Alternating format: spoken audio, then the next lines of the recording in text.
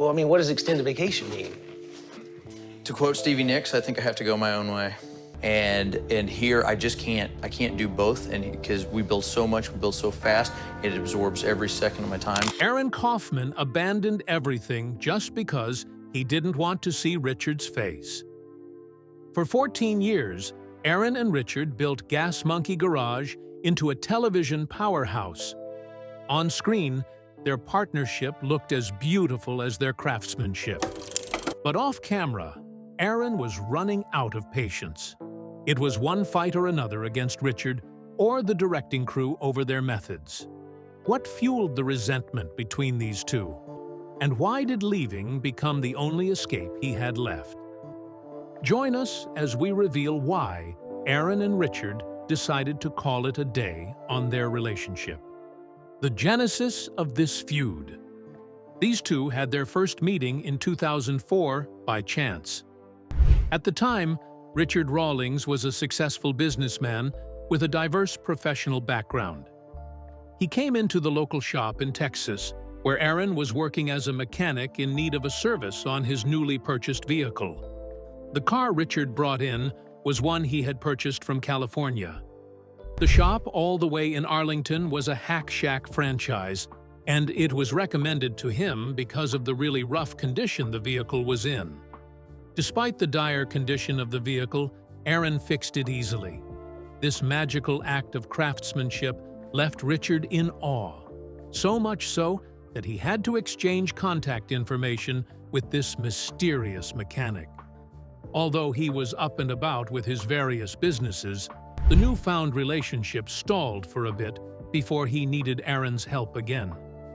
On a fateful day, and after not seeing each other for a long time, Richard called Aaron out of the blue to ask him to perform an air ride suspension bagging operation on a Mustang Fastback. As proven with his track record and expertise, this was also a walk in the park for Aaron. He completed the modifications and sent them back with no issues. Impressed by the quality of his work on the Mustang build, Richard excitedly called Aaron again a few weeks later and gave him an offer. He offered him the position of running his new shop, the Gas Monkey Garage. By his words and vision, this was meant to be a world-class hot rod shop. It had been his lifelong dream to own something as large as that, so much so that he was willing to sell his printing business to provide capital. He spoke about how this business needed an expert like Aaron by his side, and how much of an opportunity it was. He didn't even need to speak much about where they would eventually go with this new idea before Aaron agreed. Aaron already had a background in fixing, repairs, and custom fabrication long before he met Richard Rawlings. He had a plethora of self-taught mechanical skills right from his teenage years. He began tinkering with cars as a teenager, notably modifying his first vehicle, a Jeep Cherokee at the age of 16, using skills he learned from his father. He was in love with this. It was a no-brainer. Born in Crowley, Texas, Aaron grew up with a father who was an art and car guy. Having to lend his father a hand sparked his passion and love for anything with four wheels. He spent weekends tinkering with engines and learning about automotive technology whilst in high school, often keeping his parents awake as he banged, welded, and cut things in the driveway all through the night. After high school, Aaron got a job at the Ford Motor Company, and his interest in custom cars grew even more. There, he easily became known as the guy who could fix things others had given up on. After all this, though, his first real paycheck in the industry came from a Dallas shop called Four Wheel Parts. Even though it wasn't glamorous, it was still the beginning for him, and where everything changed.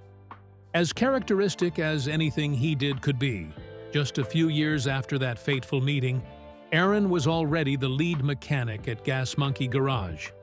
Their business and relationship reached a new high. But what these two didn't know was that, with this new level of familiarity, came differences. Differences that would eventually mark the fall of their tinkering bond. growth breeds regress, sometimes. As the brand grew, it became uncontrollable. Uncontrollable in a good and bad way. The good way saw it has a place on the Discovery Channel show list. They reached TV through. Richard Rawlings's persistence and a series of smaller appearances until their pitch was finally answered. In 2012, the Discovery Channel officially premiered Fast and Loud, a TV show dedicated to the garage's daily life. Despite some executives initially fearing it would be a bomb attack on Discovery's credibility, the chemistry between Richard and Aaron made it an instant hit. Richard has since admitted that he initially built the garage to get on TV. It was never about the tinkering or mechanics or the engine oil used. It was all commerce. This is where the bad path was born. This ambition saw the sharing of their day-to-day process of building and customizing cars at the forefront of everything. And as media permits, these day-to-day processes, which are sometimes blockbuster and oftentimes boring, are now meant to always be blockbuster. The blockbuster moments had the theatrics of Aaron and Richard, whilst the boring moments saw the usual 9 out of 10 engineering practices by the crew. In the series, the team would find run-down cars, and the crew would restore them, then finally end up selling these cars for a profit. The audience was drawn to the show's uniqueness and to how well each car was designed to be one of a kind. Fans admired Aaron for his technical expertise, and it didn't take long for the show to gain massive popularity. Despite the fans' growing love for Aaron and his practices, it was typical of them to eventually grow bored over the course of hundreds of episodes. The fall of one of the two tinkering titans. Aaron's honesty made him feel real. He had the persona of someone who wasn't there to become a TV star. He was rather focused on building the best car he could. But this persona wasn't quite right for somebody who aimed to stay long-term in the media. Even though it was proven that the audience loved him, as they grew, he found himself falling into a hole. His hard work was becoming undervalued and mistreated. After this fall in demand, his personal relationship with Richard took a hit. At first, their differences seemed to balance each other. Richard was the big talker, always chasing deals and camera time. Aaron was the quiet one, focused on the tools, the details, and getting the builds just right. On screen, it worked. But off-screen, those two very different styles started to clash.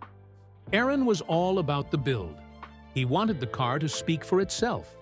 Clean welds, perfect lines, no shortcuts. Richard, on the other hand, was all about the business. He cared about the sale, the flip, the money, and the reaction of the viewers. Richard wanted to keep the show moving fast, even if that meant sacrificing quality. He needed the numbers on the channel to improve. Their personalities ran in opposite directions. Richard was moving up the ladder in favor of the viewers, while the crew and Aaron were going lower. As times changed, the viewers started needing more drama. To keep up with this changing schedule, sacrifices had to be made. It was now either the death of Aaron's character or the show. The show also hates Aaron. The amount of work Aaron put in every day now seemed to go unnoticed. Living all the way in Fort Worth, about 45 miles from the Dallas garage, the drive took over an hour and a half each way. His journey to and fro usually went from dark to dark. Some nights he didn't even bother going home at all. He'd simply sleep in a car at the shop and rinse off with a hose out back while the cameras kept rolling. In the context of how the show was also killing their relationship, during one shoot, a director asked Richard how important Aaron was to the operation. Richard laughed, joked, and waved the question off. The crew laughed with him, but Aaron didn't. It felt insensitive. He was losing sleep, not eating properly, under a car, covered in grease, and listening to every word. He hadn't even met the impossible deadlines for that day. He hadn't learnt the scripts for the next episode. And now his friend and co-worker was mocking him publicly. But in a way, all this was well and fine. As long as viewership got better, more people would come in. The more people there were, the less the burden. And after all, he was doing what he loved. However, the only thing he couldn't take was the madness of being forced to build cars faster than humanly possible. If one must build a car, build it right. That was his driving philosophy. But now, everything had started to fall apart, bit by bit. At first, it seemed like a fun challenge. Tight deadlines, fast builds, big reveals. But that charade wore off quickly. Aaron once shared that during one build, they had just a few days to finish a 1931 Ford Model A, a car that normally takes months to restore properly. Instead of pacing the job and thinking through each step, they had to rush every single detail. It wasn't about craftsmanship anymore. It was now about finishing something before the cameras stopped rolling. The car's quality didn't matter as long as it was finished. This was torture for Aaron, but it was exactly what Richard wanted. It didn't stop there. Some weeks, he worked over 110 hours.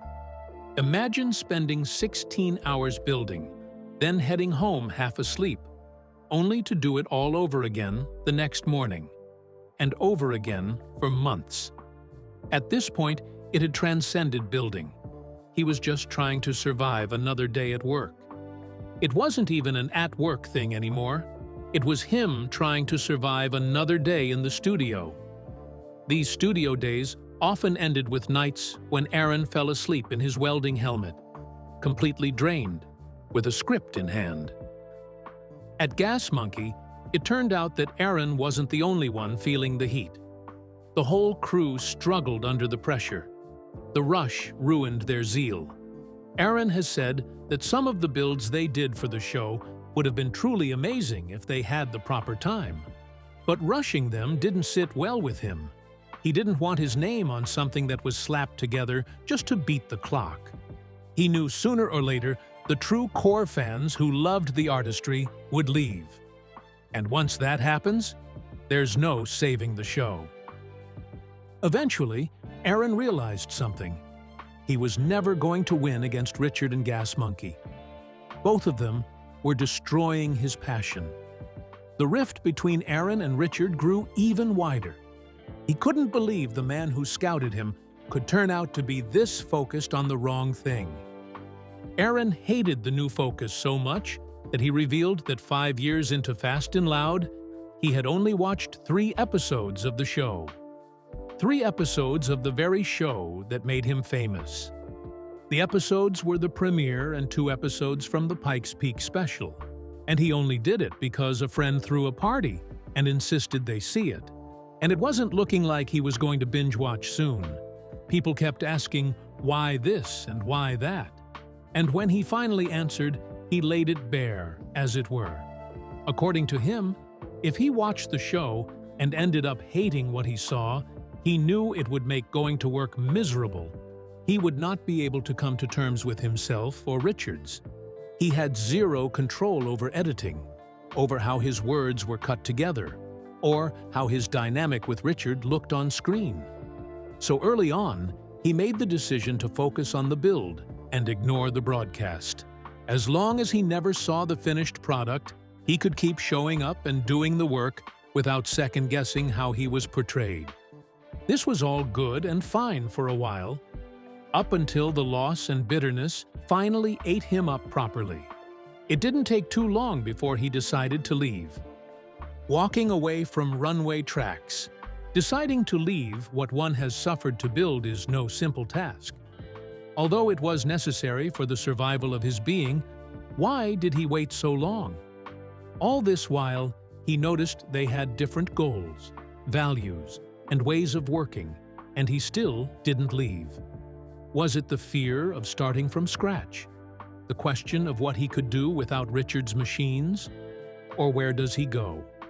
He eventually answered all these questions by building the Arclight fabrication. Aaron, in late 2017, opened Arclight Fabrication in Dallas. The shop was small, the crew was hand-picked, and for the first time in years, no cameras were watching every move he made. No cameras were watching their every move, and no producer was dictating their activities. On paper, it sounded like total freedom. But in reality, the first few months nearly broke him. He felt the attacks not just because of the work in the shop, but also because of everything happening outside of it. Things that were necessary to keep the shop running. He suddenly found himself dealing with payroll, vendor contracts, invoices, and cash flow. Instead of building cars all day, he found himself buried in spreadsheets and phone calls, handling problems he had never been tasked with thinking about before. In an interview, he later admitted that becoming the boss was harder than anything he'd ever faced on television. At Gas Monkey, he focused on fabrication, while someone else worried about the business. Now, every decision landed on his desk. Nothing moved unless he handled it. The pressure wore him down fast. He knew he wasn't at his best, but he also understood the trade-off. If he wanted real independence, he had to learn how to run a company and not just build cars. Arclights had an ambitious mission from the very first day. Since the opening ceremony, Aaron has focused on classic Ford F-100 trucks and aimed to create a complete parts ecosystem. The goal was simple: make it possible for someone with limited experience to order everything needed to build a full truck, all from one place. All this without the unnecessary glitz and glamour of television. Eventually, he decided to go global. He decided to broadcast the proceedings in an attempt to reach more eyes. He wanted the world to see the authenticity that he had so desperately wanted to show in the years working with Richard. He was relieved warmly. Fans and critics appreciated the deeper focus and slower storytelling. Those truly interested in tinkering and metalwork tuned in religiously, and he had a core audience in no time. Even though the ratings never matched the massive numbers of his old show, he still left the television scene satisfied. After 2 seasons, even though Discovery couldn't continue with it and moved on, Aaron was fine with it. He had proven to himself that he could do television on his own terms, build what he cared about, and grow a business that mirrored who he really was. He didn't just revive the character people once saw on screen, he now found personal gratification and success. In interviews, people still ask whether Aaron Aragon and Richard Rawlings are friends. The honest answer sits somewhere in the middle. They don't hate each other that much, but they aren't close either. And understandably so. Aaron once said that they just don't have much of a rapport anymore. After years of working side by side, their relationship settled into an awkward space. Part former business partners, part strangers who shared an intense chapter of life. Richard moved on quickly after Aaron left and told reporters that Gas Monkey was stronger than ever. He described the shop as calmer and said life felt easier without constant tension. Although those comments came out as jabs and stung some fans, they also revealed something else about Richard. Richard thrived in the exact chaotic environment that drained Aaron. Their differences may not have been direct personal attacks, but they were opposite personalities pulling in opposite directions. Aaron, on the other hand, handled the split quietly. During interviews, he deliberately avoids blaming or criticizing Richard directly. Instead, he explained that they saw the world differently. Today, Aaron divides his time between Arclight fabrication and racing. In 2022, he returned to Pikes Peak with a 1949 Ford F1 called Old Smoky, finally competing in an event he'd spent years preparing others for. He works with brands like MagnaFlow and collaborates with shops that value craftsmanship over speed. Fans still recognize him at car shows and ask about Fast and Loud, and he talks about it with an open heart. even though it pushed him to his limits, it is undeniable that the show changed his life. Do you think televising The Garage was necessary for its 14-year longevity? And do you think there are other hidden reasons behind the friendship's fall? Share your thoughts with us in the comment section. Remember to like, share, and subscribe for more. Also, click the next video showing on your screen. You will enjoy it.